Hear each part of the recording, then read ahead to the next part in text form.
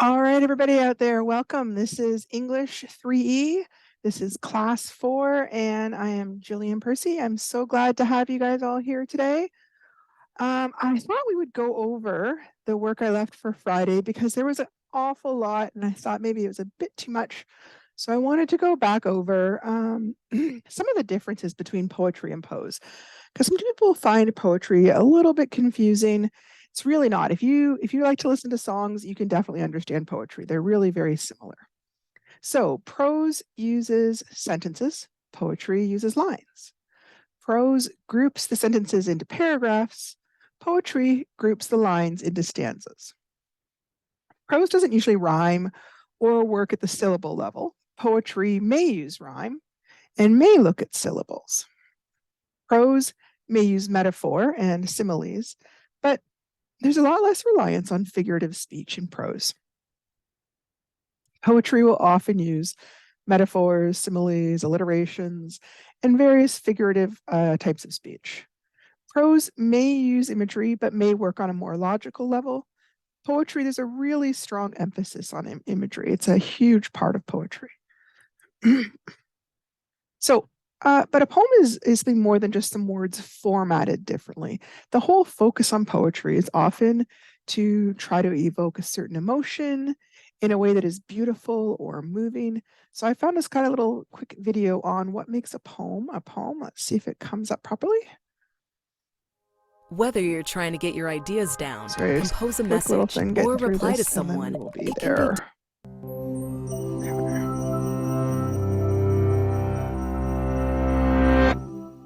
Muhammad Ali spent years training to become the greatest boxer Can the you world hear had. this? It's just not sounding very loud. All right, let me just do a quick check here. Hang on. Oh, that's why I've accidentally got the volume muted. What happened there? I don't know how to undo that. All right, well, we're going to watch it and I'll just kind of read it to you. Muhammad Ali was the greatest fighter the world had ever seen, and he practiced quite a bit to be able to be a good fighter. However, he wrote a small poem in a very short amount of time when he was doing an address to Harvard. When he finished, his audience wanted more after he did a speech. They wanted a poem, and Ali delivered what is considered the shortest poem ever, Me and We. And you can see they're kind of playing with the spelling. If these two words are a poem, then what exactly makes a poem a poem? Poets themselves have struggled with this question, often using metaphors to approximate a definition. Is a poem like a little machine, fireworks, an echo, a dream? Poetry generally has certain recognizable characteristics. They emphasize language's musical qualities. This can be achieved through rhyme, rhythm, and meter. From the sonnets of Shakespeare to the odes of Confucius to the Sanskrit Vedas, to poems try to use condensed language, like literature with all the water wrung out of it. They just have the most important stuff. 3, poems often feature intense feelings, from Rumi's spiritual poetry to Pablo Nerato's Ode to an Onion. Poetry, like art itself, has a way of challenging simple definitions. While the rhythmic patterns of the earliest poets were a way to remember stories, even before the advent of writing, a poem doesn't need to be lyrical.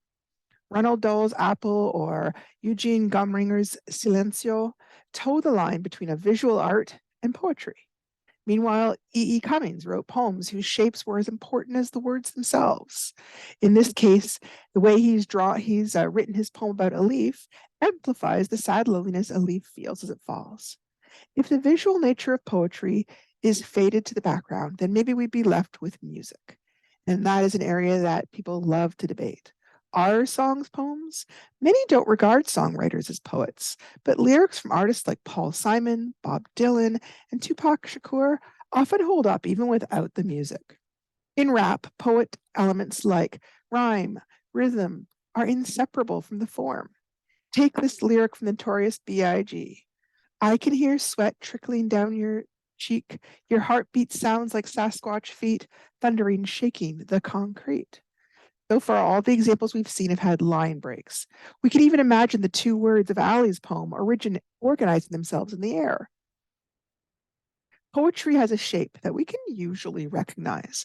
Its line breaks help readers navigate the rhythms of a poem. But what if those line breaks disappeared? Would it lose its essence as a poem? Maybe not.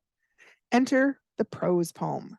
Prose poems use vivid images like poetry, but are formatted more like paragraphs. When we look at poetry less as a form and more as a concept, we can see the poetic all around us. Spiritual hymns, the speeches of orators like Martin Luther King, JFK, and Winston Churchill, and surprising places like social media. In 2010, journalist Joanna Smith tweeted updates from the earthquake in Haiti. Was in my bedroom getting dressed when heard my name, tremor, ran outside through sliding doors, all still now, safe roosters crowing. Smith uses language in a way that is powerful and direct and filled with vivid images. Compare her language to a haiku. An old silent pond, a frog jumps into the pond, splash, silence again. With just 3 lines of 5, 7, and 5 syllables, haiku is a form that uses just syllables. Poetry, the line between poetry, prose, song, and visual art has blurred. However, one thing has not changed. The word poetry actually began in verb form, coming from the ancient Greek poesis, which means to create. Poets like craftsmen still work with the raw materials of the world to forge new understandings and comment on what it is to be human in a way that only humans can. Dartmouth researchers tested this idea by asking robots to write poetry. A panel of judges sorted through stacks of sonnets to see if they could tell those that were made by man versus those made by machine. You may be happy to know that while scientists have successfully created artificial intelligence that can be used in manufacturing, medicine, and even journalism, poetry is a different story. The robots were caught red-handed 100% of the time. All right. I really liked the illustrations for that. I'm sorry you didn't get to hear the voice. Hang on. Okay. If you like reading poetry, this is a great site to explore some more. Down here, the Poetry Foundation. This is not an assignment. This is just a place to find some free poems if you've liked reading or writing poetry. So just want to show it to you really quick if I can. This is often a place I go if I'm looking for poetry. And you can see they group it by different kinds of collections, or you could look it up by the poems and the poets. There's articles on poetry, there's videos, there's a poetry magazine. Here are some different winter poems. This isn't the whole poem, this is kind of the beginning. You'd click on a link and it would take you to the next part. So if you've enjoyed reading poetry, or if you enjoy listening to songs even, you may find you really enjoy hunting around a site like this and reading some more poetry. All right. I just want to include one of my very favorites. This is called Nothing Gold Can Stay by Robert Frost. Nature's first green is gold, her hardest hue to hold. Her early leaf's a flower, but only so an hour. Then leaf subsides to leaf, so Eden sank to grief. So dawn goes down to day, nothing gold can stay. Okay, this was the work that I left for you on Friday. In the textbook called Making It Work, read pages 20 to 23, how to understand and analyze poetry. Do the question called Think About It on page 23, which was worth 3 marks. And in the textbook called The Road Ahead, do the exercise on page 4 called Before You Read, 2 marks. Write a definition of the words diverged and hence, 2 marks, and then read the poem called The Road Not Taken on page 4 to 5. So hopefully you did do that. This is a kind of a summary of what they were talking about, how to understand and analyze poetry. Some things to think about. Your personal response. Did you like it or dislike it? Explain your reasons. Content. What is happening in the poem? If it tells a story, what are the events? Who is speaking in the poem? It's not necessarily the author. The author might be an old middle-aged white guy and he's writing in the voice of a woman missing her lover or a child who's scared. So think about what the poem's speaking. not what the author is. What is the occasion or the setting? Purpose. Why do you think the poet wrote this poem? What do you think the poet wanted you to feel, see, or know? These are ones where you're not going to know for sure unless the poet wrote about it. You're going to have to kind of like state your opinion, and that's fine. Tone. If the poet were reading it, what would the tone of their voice be like? Some poems are very angry. Some are very loving or romantic. Some are sad or mournful or confused. Think about what the poem, how the poem sounds, and how would the tone of the voice be like? Word usage. What words stand out? What makes them stand out? Do they generate certain feelings, emotions, sounds? And then it kind of lists some of the examples of poetic devices. You've probably heard these before. But I'm going to go through them again just in case you haven't or in case it's been a little while. A simile.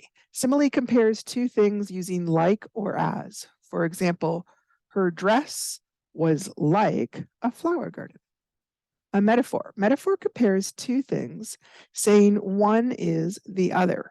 He was a snake, or he is a snake, either way.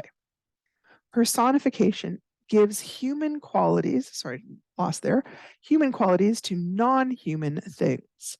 The fence was a soldier that prepared to shoot. So it's picturing something that is not a human as if it were a human. Alliteration is the repetition of the first consonants in words. The fat frog was fabulous. It can sometimes sound kind of silly if they overuse it, but can sound beautiful if they use it carefully. It's another type of poetic device you're going to hear in songs a lot. A symbol. A symbol is a concrete object which stands for a more abstract idea, like a rose standing for romantic love. What poetic devices has the author used in whatever you're reading? And everyone's going to be different. Okay. So obviously, you're not going to sit down with this checklist and read it through every single time you read a poem. We're just breaking it down into minute steps. So you get the idea. After a while, it becomes secondhand and you just begin to kind of think that way when you read poetry.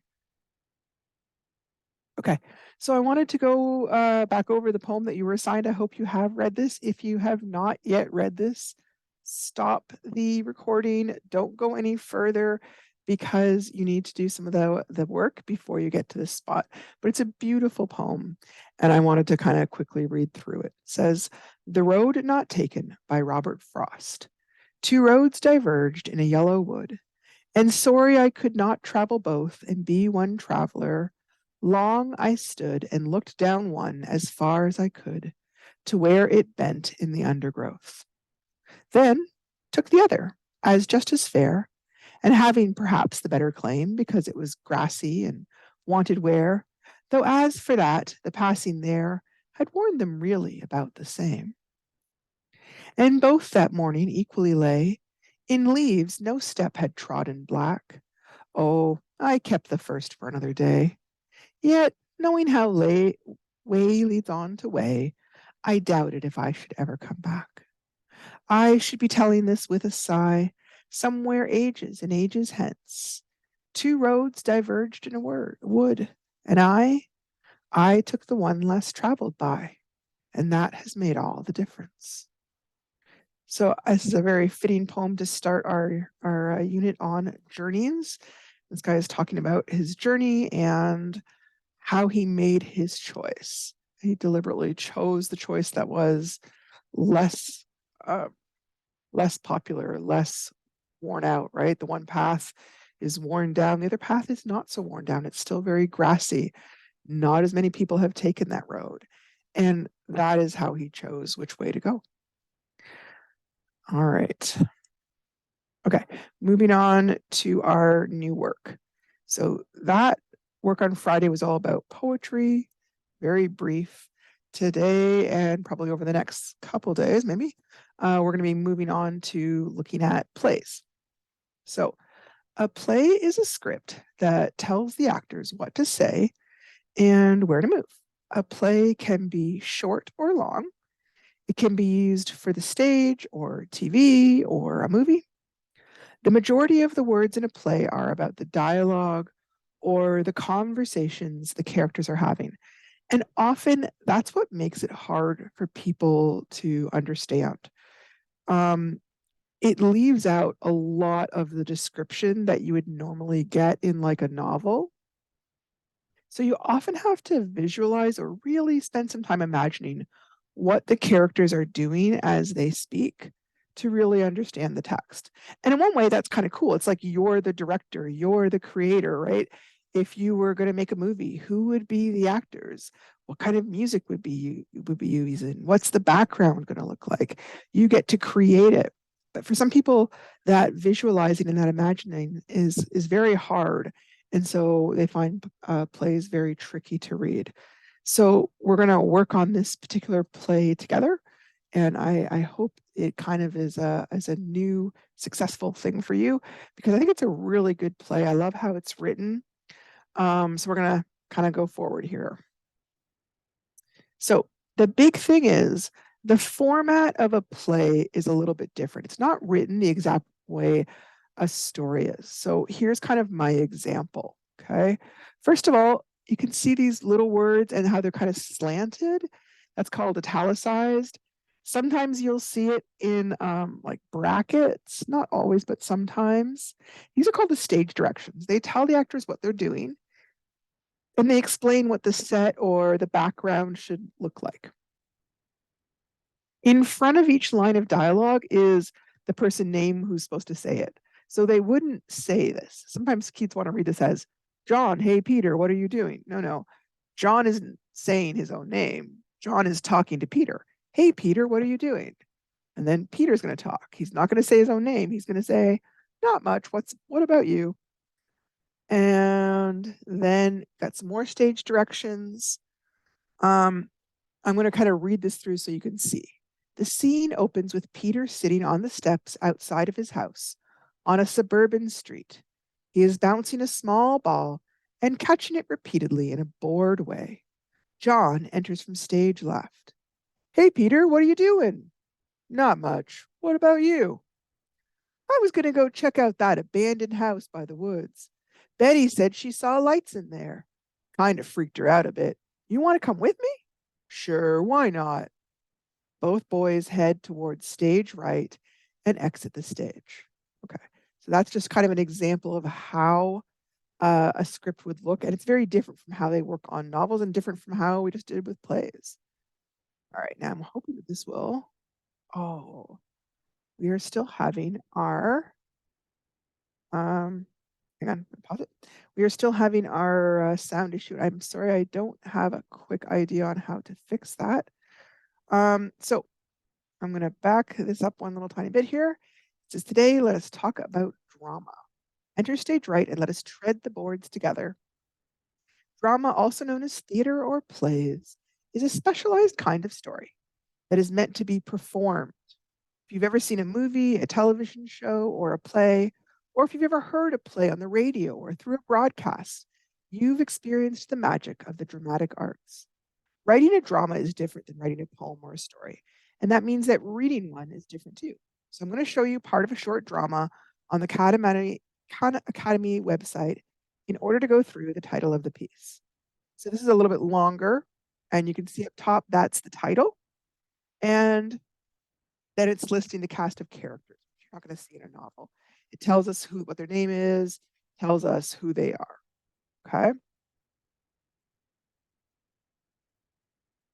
There may be other people referenced in the actual story. Like, for example, Isabel says, Dad's already asleep.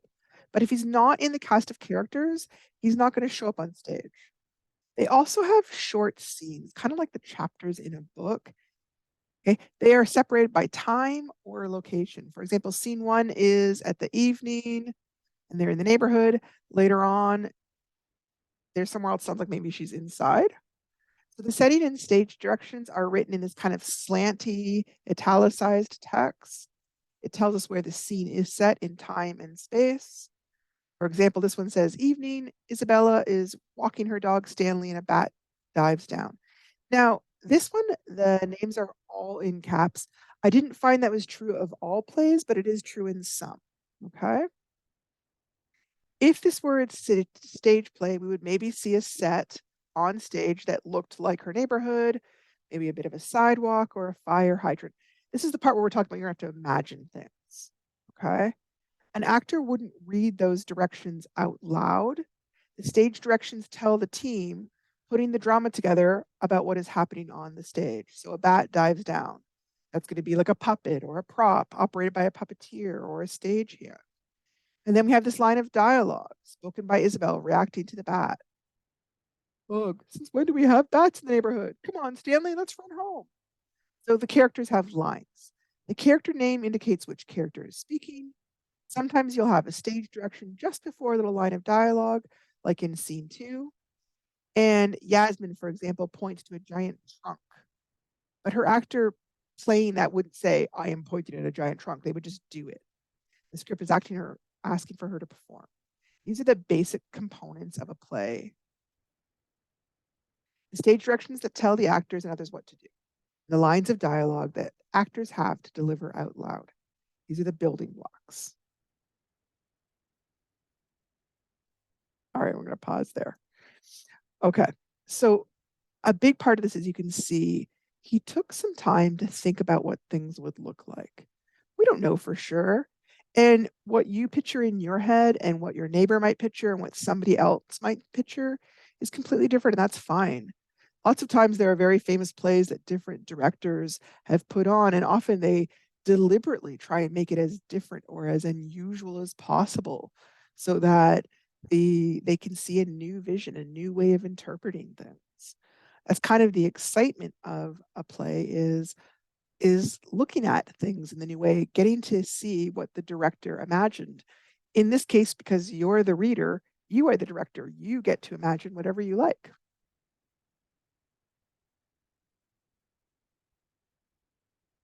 Okay. So the assignments for the play, for the day, about the play, are this. Number 1, define the words sacred, enhance, and innovative. Okay, that's 3 marks. Assignment 2 on page 6, do the activity entitled before you read in our notebook, The Road Ahead. That's 6 marks. Read the play on page 6 to 20 entitled Teach Me the Ways of the Sacred Circle. There's no marks for that, but you need to do it to be able to answer the questions. After you finish reading, do the activities entitled After You Read on page 1 and 2. And I do have the marks later, but I forgot to put it there, sorry. Okay. So we're just going to walk through how to do the assignments one by one. Number 1, define the words sacred, enhance, and innovative. These can be looked up through an online dictionary or through a real dictionary, like an actual one in your hand. This assignment is worth 3 marks altogether, so you really only need 1 sentence for each definition. Page 6 in The Road Ahead, the activity called Before You Read. The directions say to look at the first 2 pages of the play. And that would be page 7 and 8, because page 6 is really just a cover page if you look at it there. Look specifically at the stage directions. Remember, that's the stuff that's going to be italicized. And read the descriptions of the 3 main characters, Matt, Elaine, and Sam. And remember that the stage directions are the words in italics. Then write what you think each character will be like. This can include the outside appearance and their character. This is only worth 6 marks. So 2 sentences about each character should be enough. You may have to kind of hunt a little bit, make some little jot notes, turn it back into a sentence.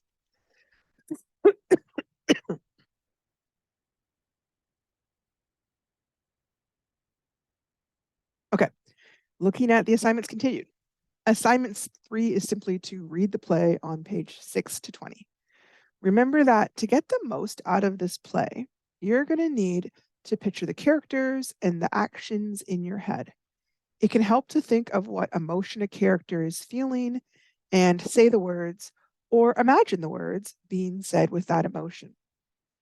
This is where reading those stage directions can really help. They will often tell you how old characters are, how they're dressed, how they're feeling. Again, you are going to picture this differently than how I might picture this. And that's fine. It's totally A play is very much something that is jointly created between the writer and the director who is putting on the play. And as I said, because you're the one reading, you are essentially the director in this case. Okay. Reading with expression. Sometimes when we've done a lot of reading out loud, but we don't really like to read, we can read very quickly, almost racing through the words as fast as we can, trying to get the ordeal over with. We may put almost no emotion or expression in our voice, as that may feel embarrassing. The problem with this is sometimes students then end up reading to themselves in the same flat voice, and it can make reading very boring. On the next page, I'm going to give you an example of that type of reading here.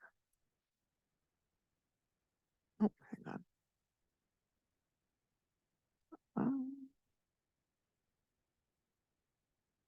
Okay. So, some keys to reading with expression. First, try to read at the same speed as you would normally talk, not too fast and not too slow. Sometimes people want to read like word for word, and it comes off sounding a little robotic. Pay attention to the punctuation that you see because it affects what we do with our voice. A comma, a colon, or a semicolon. Just kind of quickly here, a comma is just that little line there. Colon is two little dots. And a semicolon is like a comma on the bottom and then a colon on top. Whenever you see those in a script, you have a tiny little pause to show that there's a break in the text or to help indicate importance. If you see a period is a time where you're supposed to kind of like stop, take a quick breath, and then go on. Some people just kind of run right over those periods, and it sounds really odd. In real life, we just naturally take a small pause when we finish a sentence, and you need to do that with reading as well, or it just sounds like it's too much information at once if we don't take those small pauses. Further punctuation. When you see a question mark like this, the person is asking a question, and usually in English, our voice goes up a little bit at the end of the question. So if I'm saying, "Where are you going?" Right? I go up. I don't say, "Where are you going?" What are you doing? Not unless I'm deliberately trying to imitate somebody who's bored. Um, Generally, in English, we put our voice up to indicate that there's a question. So you need to do the same thing as you're reading. If you see an exclamation point, which is like the upside down I here, it means the person's feeling strong emotion. It could be any emotion, right? It could be angry, sad, scared, excited. You may kind of have to imagine yourself in that situation to get an idea of what they might be feeling, right? If I wanted to say something like, "No, that's not my boat," and I'm angry, "No, that's not my boat," right? That's different than if I said, "No, that's not my boat," or, you know, excited and silly, "No, that's not my boat." It's often louder than normal as well, right? That's kind of what that exclamation point is showing. It's loud and it's full of emotion. So we definitely don't want to read anything that's got an exclamation point like we're a robot. Okay. It just doesn't make any sense. So here is an example from the play. The play is called Teach Me the Ways of the Sacred Circle. And I'm going to read it one time through without any kind of expression. And then I'm going to read it one time through with lots of expression. Okay. Remembering still, I'm not going to read the names because that's not part of what I do.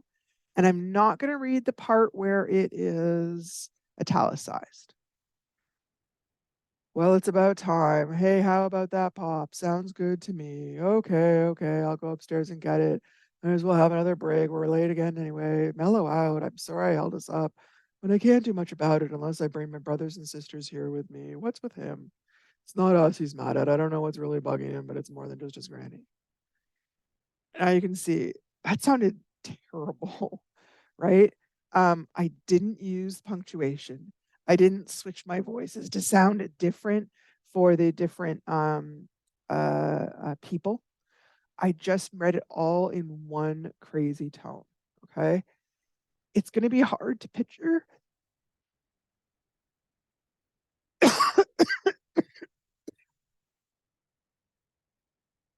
Sorry about that.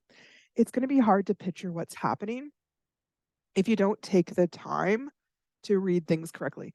And you may be reading it loud or you may not be reading it loud, but even in your head, you can picture the person talking. And like the internal voice that you have in your head is also reading with expression.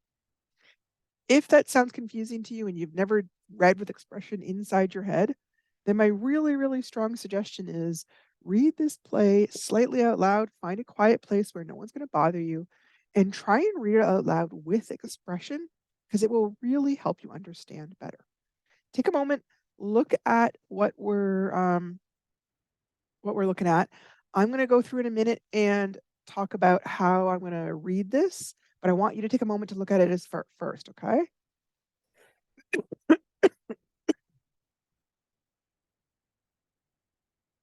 Okay. First thing through, I'm going to kind of just take a quick look at the punctuation. So here, he's really excited. Here, there's a little comma, so there's going to be a space. Another little comma, so a space. Here, she's asking a question. This is a period. I can just answer that one flat. Another comma and a dash. Dash is usually also a little bit of a pause. Here's another period. Here's my semicolon. That's going to be a tiny pause. Not quite as big a pause as the period, but still a pause. Okay.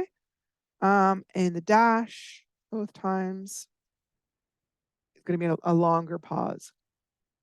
This punctuation does not affect our voice. This is just showing that there's a contraction there. Okay. I apologize. This should be a capital. I wrote this a little too quickly. Okay. There's a period there, a comma.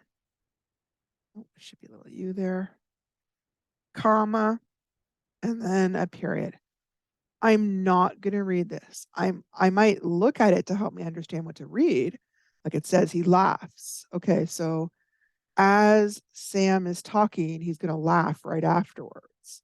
So I'm going to think about that as I'm reading and make sure it's kind of like laughter or happiness or silliness in my voice as I'm reading. Okay, over here we still have a question. And then we've got another period. And again, oh, I don't know what I was thinking. I did not do period capitals here. Another comma and another period. Other things. There's 3 people talking here. There's Matt, there's Elaine, and there's Sam. Okay. I'm going to deliberately try to make sure at least that Elaine's voice sounds different than the boys.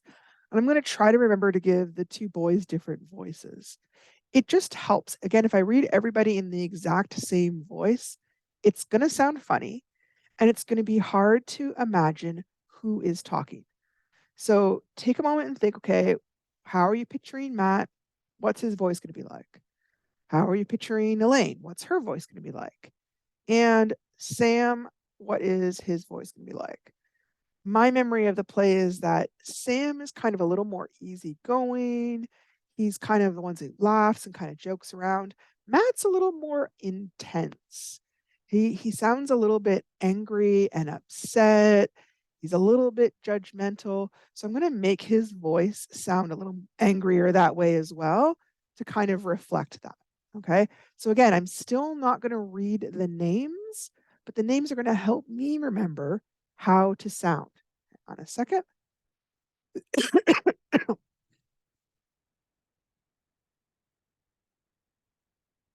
Well, it's about time. Hey, how about that pop? Sounds good to me. Okay, okay. I'll go upstairs and get it. Might as well have another break. We're late again. Anyways, mellow out. I'm sorry I held us up, but I can't do much about it unless I bring my brothers and sisters in here with me. What is with him? It's not us he's mad at. I don't know what's really bugging him, but it's more than just his granny. Okay. So I think when I read this the first time, I didn't quite realize there's some stage directions here, but it's still Sam talking. So at first I was confused. I was reading this and I wanted to read it in Matt's voice because usually you go back and forth, but actually it's Sam kind of still talking, right? It's okay to reread. It's okay as you're looking at things to think, hey, I didn't get that. I'm going to go back and look at it again. Because plays are so much about emotion, not about information, right? They're trying to tell a story. There's usually a lot of emotion going on. It may take some time, maybe rereading it a few times before you have a good sense of what the characters are feeling when they're saying it each time. So if you were an actor, for example, the director might have you say this line, Sam's line, mellow out. I'm sorry I held us up, but I can't do much about it unless I bring my brothers and sisters here with me. They might have you practice that like 10 or different times. One time sounding angry, one time sounding a little bit embarrassed, another time sounding a little bit excited. I'm not asking you to do that, but I'm just pointing out that there's a lot of room for interpretation in any kind of play. So it's okay if how you picture the guys talking and how I picture the guys talking is completely different. Okay. Okay. After your read on page 20, Elaine, Matt, and Sam are graduating from high school and they're saying goodbye to their old lives. In your reading response journal, list the plans each of them has for the journey ahead, and this is worth 8 marks. Okay, so first of all, we don't have a reading response journal. That's fine. You don't really need any kind of special journal or special book to do this question. Just do it the same way as you've done the rest of the assignments. However, keep in mind, this one might initially sound, because it's talking about a journal, as if you just get to make it up and you get to decide where they're going. But in the play, all the characters state really clearly what their plans are. Okay. And it's okay if you don't remember exactly what they said, but you are going to have to go back and reread through and find out what each character said they were planning to do after they graduate from high school. Okay. All together, you're looking for 8 sentences. So not 8 for each person, 8 altogether. So probably 2 to 3 sentences for each character. It's going to depend a little bit on how detailed their plans are. Some of them have a whole lot of plans. Some of them do not have much plans at all. So you have to keep that in mind as you're writing about things. Hang on a sec. Okay. Page 20 after you read. Number 2 talks about explaining the meaning of the title of the play. And remember, the title is Teach Me the Ways of the Sacred Circle. Okay. What does the title have to do with the characters' journeys? And this is worth 3 marks. This is the kind of question that I do sometimes find that people get confused on, where they think it's supposed to just be in the play. And so they want to like reread it and they're like, well, I can't find it. I don't know. And they get frustrated and want to give up. Okay. This question is not one you're going to find directly stated in the play. They want you to give your opinion. They want you to make some connections between the title and the journey these students are on in their life. So you're going to try and write at least 3 or 4 sentences about your ideas. Keep in mind, these students are all very different. They may not necessarily have the same connection to the title, or you may feel that they do have the same connection to the title. Now, as I was talking about this, I thought about one more thing. We covered this in a different course, but I wanted to talk about it. There's different types of questions. So one are direct questions.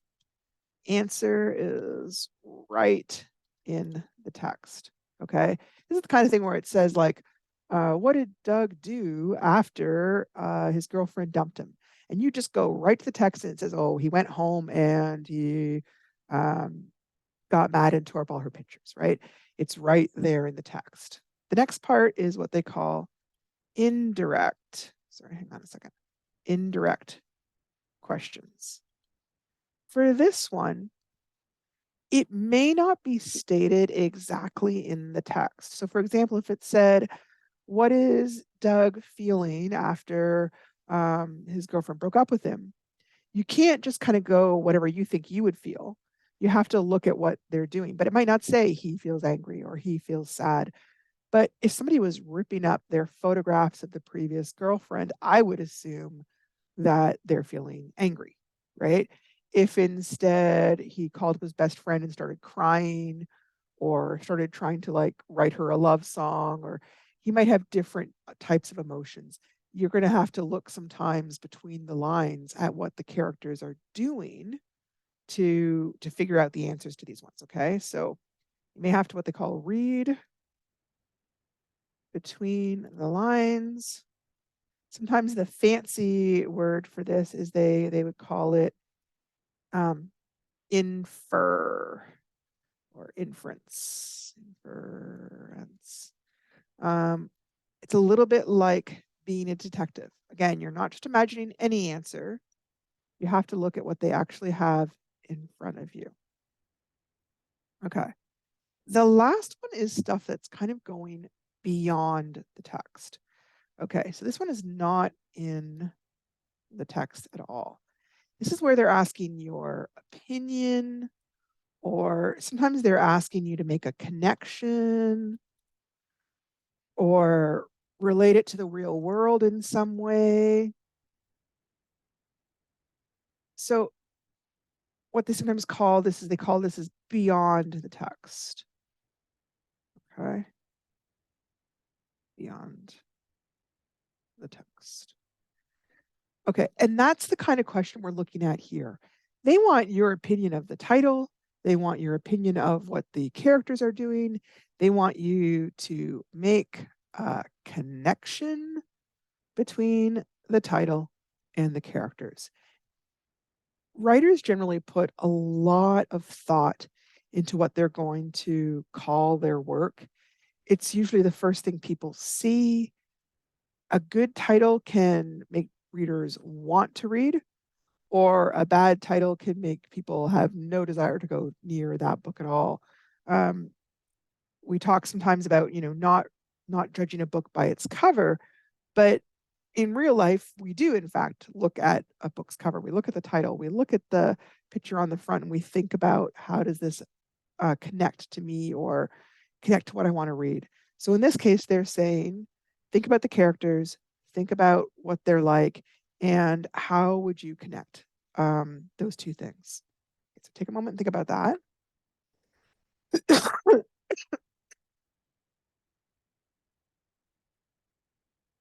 Okay. I wanted to address one more thing because I had somebody call me today and talk to me about something, and they asked a really good question. They said, do I have to get 100% on everything to be able to pass? And the simple answer to that is, oh my goodness, no, you do not have to get 100%. That would be crazy. So I know I did discuss this before, but I wanted to walk you through it one more time. Sorry. Okay. In order to pass, you need 50%. Okay. 50% is a pass. Anything beyond that, you get better marks, but 50% is the pass. So it's not really too hard to do that as long as you hand in all the assignments. And I know some of the assignments are just goofy little things like 2 marks, 3 marks, 5 marks. That's fine. Those ones are easy marks. By all means, then hand those in. The ones that are longer marks, 8, 10, 15, 20 marks, you're going to need to spend more time on those. But again, the moment you hand it in, you've given me something to work with. The biggest thing that brings down people's grades is if they don't hand me in their assignments. So please, that's why I talk about how to do the assignments, and I talk to you about what you should be doing each day. I know if you're working independently, the day may not work. You may need to think about, okay, well, maybe I'm going to work on 2 classes this week, right? The other thing you don't want to do is wait until, say, June and then try and hand me in 50 assignments then, because I have, I think, something like 30 students in this class. I don't want to have to be marking 150 assignments, right? Try and hand in a little bit at a time. As I get things, I will mark it. I will post your marks. If you're not sure what I've given you, by all means, talk to me. I'm looking for you to be successful. That's what I'm aiming for. So if you keep handing me in assignments, it's going to work. Okay. Roughly speaking, 50 to 59 is considered a D. Okay. Generally 60 to 69 is considered a C. 70 to 79 is generally considered a B. This is the provincial standard, by the way. Okay. If you're getting a B, you're doing just fine. That's exactly what we're hoping for from most kids. Okay. Or students, sorry. 80 to 100 is an A. Now, the only reason the grades matter as far as the higher ones is if you're doing, like an average, you're trying to get into a certain kind of school program and you need a certain average to get in. That is where you need to kind of worry about how many marks you're getting. But other than that, 50% gets you through the course. And I'm saying this because I know for some people, they don't have many courses left. They're just waiting to get all this stuff done and be able to move on. Okay. I usually try and include my contact information. I'm sorry that I kind of forgot. I will just quickly put some contact information up here. Okay, if you are trying to reach me on Facebook, or YouTube, it is G Percy Wassa. Okay, I use the same one for Facebook and as well for YouTube. It's also where you would find these recordings if you want to re-listen to one. Okay. If you're trying to reach me by email, this is my email. Oh, hang on a second. My apologies.